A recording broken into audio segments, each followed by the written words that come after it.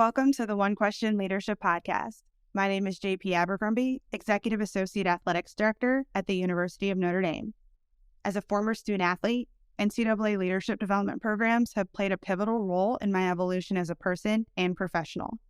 A proud graduate of the esteemed Dr. Charles Whitcomb Leadership Institute, participant in the Effective Facilitation Workshop, past facilitator and selections committee member for the Career in Sports Forum, and previous recipient of a postgraduate scholarship enabling me to pursue a career in sports, I am a testament to the transformative, practical, and effective skill-building opportunities provided by these programs. Reflecting on my journey, my ability to be great in the present is a product of the investments others have made in me, as well as those I've made in myself, especially through these programs. But don't simply take my word for it. Invest in yourself by exploring NCAA leadership development programs today and by locking in, listening, and learning from today's leader on the next episode of One Question.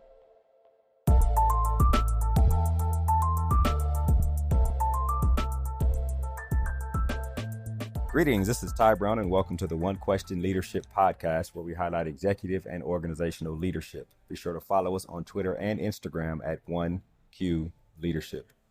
Our guest today is DaShena Stevens. DaShena is the Deputy Athletics Director at University of the Incarnate Word. Greetings, DaShena. Thanks for joining us. Thank you for having me. Yes, ma'am. You're roughly 10 years in the industry, in this leadership position now where you're making executive decisions on things regarding the athletics department and making executive suggestions on things for the athletics department. Play sports, been in a leadership position. You said you were the oldest of four, is what you told me offline, right? And you spend time thinking about leadership. So that's kind of what I want to talk to you about, especially, I guess, a topic that you said you've been contemplating on is the difference between leadership and management, right? Which is something that's been in the lexicon for a while, but everybody has their own thoughts about it. Give us a little bit of, your definition of leadership, and then we'll go into your definition of management and the difference in the two. Yeah, so when I think of leadership, I think of influence, I think of motivating, I think of all the things are sometimes intangible. Being able to say that you're leading a group, it's you have people that want to come on board, want to follow you. When I think of manager, and I think we wear both hats, right? I think in my position, I manage certain projects, I manage different tasks, but I think of that more as you're worried about the results, more so the process, and leadership is more of like a process. You're focused more as a manager on delegating different tasks, making sure we're hitting different marks. So I think of a manager in that light. But leadership, it's more transformational. It's more of a process. It's more of inspiring a group to reach a goal opposed to just being focused on a goal sometime as a manager. Right. It's interesting.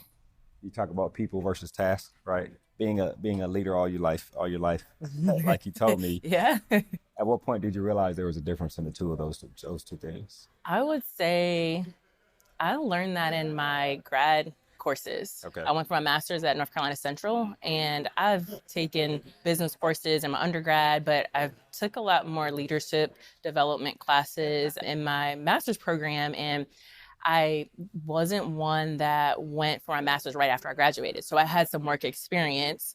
So when I was taking these classes and we're talking about leadership and we're talking about managers, I had worked for some bosses before, some leaders or some managers. So I was able to piece together those conversations and classes where I said, okay, there's a distinct difference because I've experienced difference. I've worked for individuals who I consider leaders versus those who were more of managers. I think for me, during my graduate studies, that's when I kind of thought about that more. And then it helped me think about that in my own journey and what do I want to be or what do I envision myself in those roles. Have you started to develop your own leadership philosophy?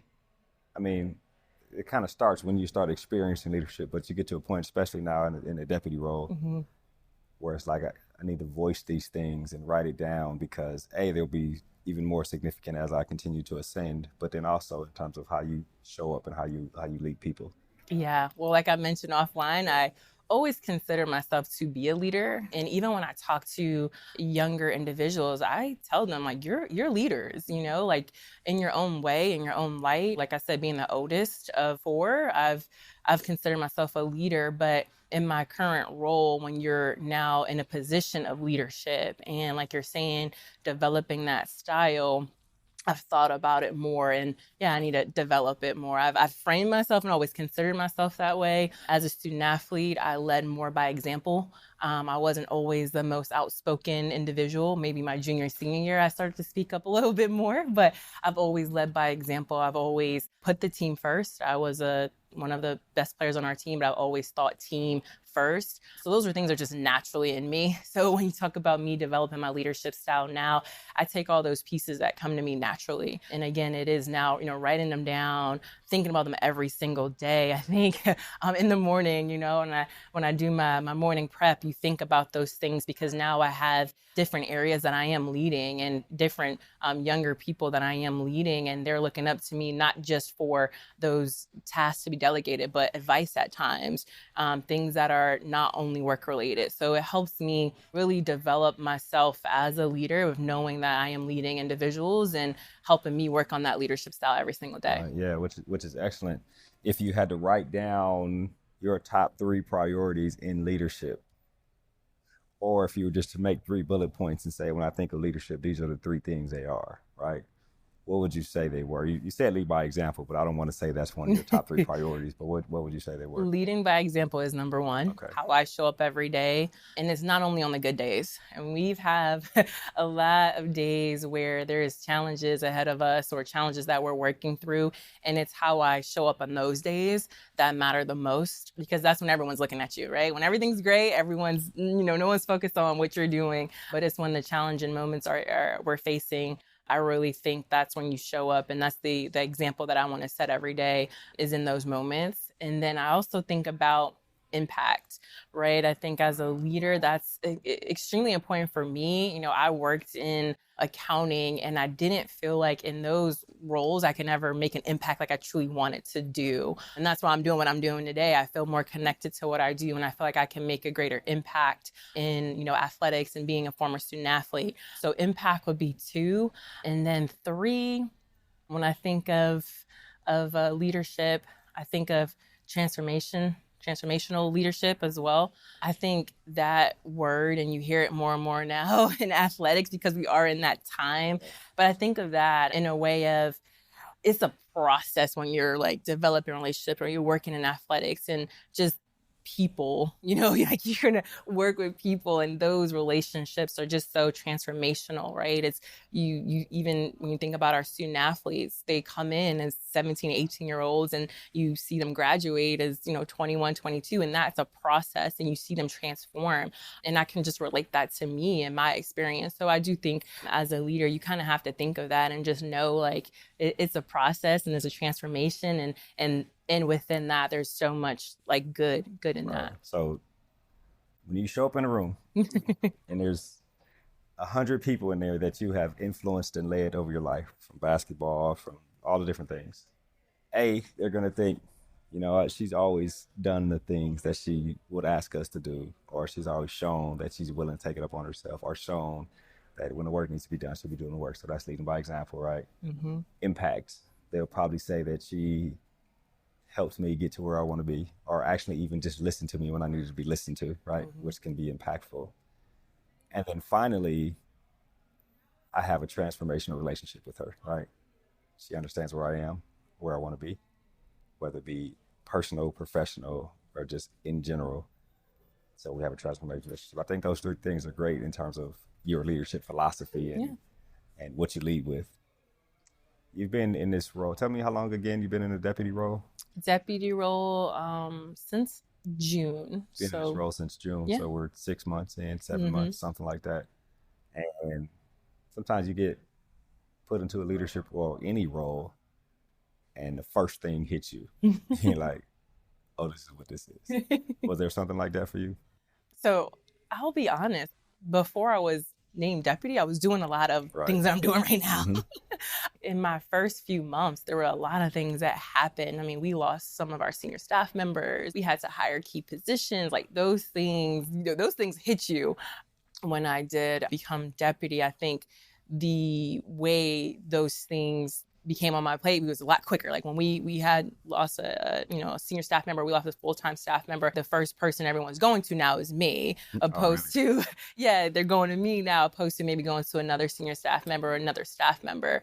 That's the difference. But I think when, I didn't have the title, those things were still something I was working through on the day-to-day. And those are things that were on my plate. When you have the title and I became in the position officially, the way those things now come on my plate, it's a lot quicker, and the relationship I have with our athletic director is amazing. He leans on me for pretty much everything, and that's our relationship, and that's great for me. Just being able to take things off of his plate and hear him say, when I'm on a trip traveling with him and everything's taken care of, and he's saying, "Well, I have to do anything today." Right. That's good for me because I know that I'm doing my job and I'm doing it well. So I do think being a deputy, you have to be willing to maybe clear your plate one day and just take on whatever your boss needs you to do. So that's something I've learned as well as, I'll come in with an agenda, a to-do list, and then that gets wipes away depending on what our AD needs us to do that day. Which is excellent. I'll ask one more question and then we'll wrap. The question I have is, as we look in our career and trying to figure out what we want to do, if we want to be in leadership roles, there are usually some aspects of a leadership role that we find appealing. So I wonder, to you working so closely next to the athletic director down there at UIW, are there some aspect of either how he leads or the role of athletic director in general that you find appealing in terms of wherever you decide to go, whenever you decide to go with your career? Yes, that's a great question. For me, what I see being, working so closely with our athletic director is if someone needs something done, that's who they're going to go to. I pride myself on really being able to get things done, even in my role right now. So being an athletic director or being in that position of leadership and knowing that if someone needs something, they're going to come to you and that you have the capability to get it done is an empowering thing. So that's one of the things that I see on a daily basis is if someone needs something, whether it's on the other side of campus or it's in our department and they're not able to get it done on their own, that's who they're going to go to. And if you're confident enough and you have the capabilities to get it done, that's something that you want in that seat. And that's what I see on a daily basis. That's important, right? Give me the ball at the end of the game. Yeah. I am confident enough to make the final decision on something that needs to have a final decision, which is excellent. Well, DaShena, this has been a great conversation. I really appreciate you joining us here on the One Question Leadership Podcast. Thank you for having me. Yes, ma'am. That was DaShena Stevens. She is the Deputy Athletics Director at University of the Incarnate Word. And of course, I am Ty Brown with One Question. And keep in mind, the role of a leader is to create and maintain an environment that people want to be a part of. And as always, be better tomorrow than you are today.